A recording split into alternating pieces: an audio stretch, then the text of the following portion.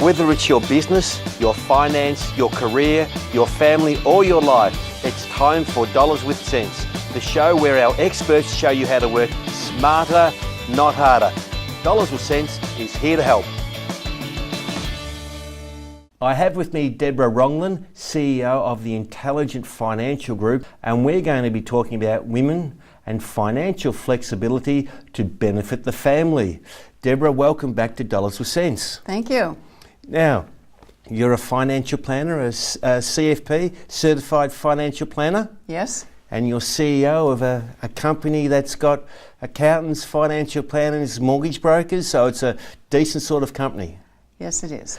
Now, women in the workforce or helping women with their finances and the family, how does that go? Well, it starts with the goals of the individual, but it also has a relationship to the world of romance, because I guess I can explain this best by an incident or an experience with a young couple who came to us. What do you call young? Well, this couple was in their mid-20s. Okay. At my age, anybody under 40, Sharon?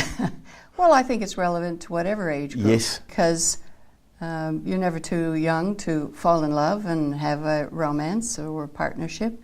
And in this instance, the male in the partnership wanted to invest funds either jointly or in his girlfriend's name.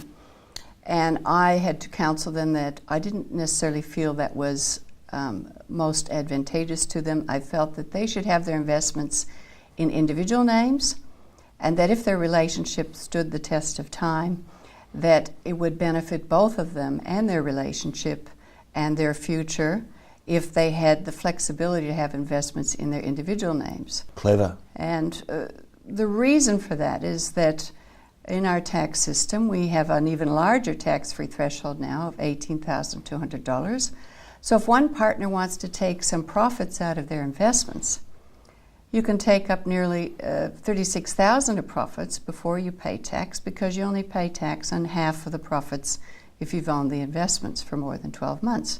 So you can use that to your advantage. And if your relationship has stood the test of time, if you decided to have a family or you want to buy a property together, one partner can extract profits from their investments without affecting the tax of the other, and vice versa. If you have your investments in joint names, you have no choice but affecting your partner, who might be in a different tax position, which is more expensive than the other.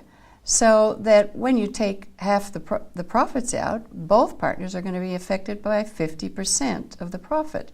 They'll have no choice in the tax system because it was a jointly owned investment. So there's little things like that that need to be considered before you race in and buy investments together or think about your financial objectives. Well, that's very good. So how did they feel with that answer? Did the fellow come around and accept your answer? I think he did, because his position was in the construction industry, and he was involved in very large projects. His partner was a full-time worker as well, but he had particular projects that year, and in subsequent years going forward, that put him in the top tax bracket, and his partner was in maybe the second tax bracket. Sure. Upward. So, and it depends on whether a person takes a year off to do further study, or they might take a year's leave of absence without pay or long service leave. And in that particular financial year, then their tax position might be different.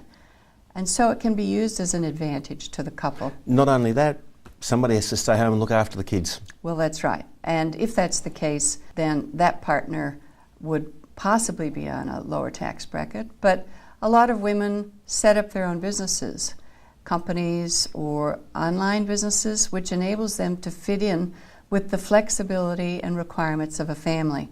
So they may be working from home. A number of accounting firms have set some of their employees up with a computer at home. They're online in the cloud, can do their accounting work from home, certain hours, and email their work in to match the flexibility needed for home life and family life, but yet continue to do the work. And in certain areas there were shortages. A few years ago there were quite severe shortages in the accounting world.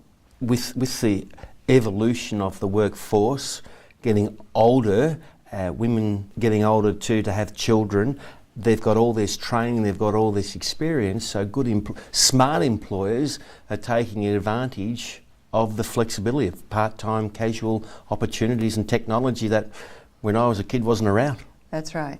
And it suits both parties, especially at that point in time in the accounting world, because they needed to find ways to help fill the gap of the shortfall. So what you're saying is that before you start to invest, see somebody like a financial planner or an accountant that can go over the strategy that you're looking at implementing and then decide from there. So get all your ducks in a row before you choose what to do.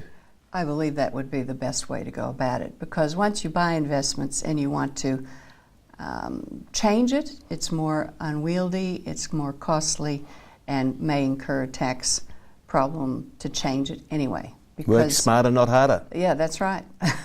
Deborah, thank you. Thank you. I've just been talking to Deborah Rognlien. She's the CEO of the Intelligent Financial Group. We've been talking about women and financial flexibility to benefit the family. Now, this is a very good example where you need to be speaking to professionals before you spend a cent. We'll see you after the break.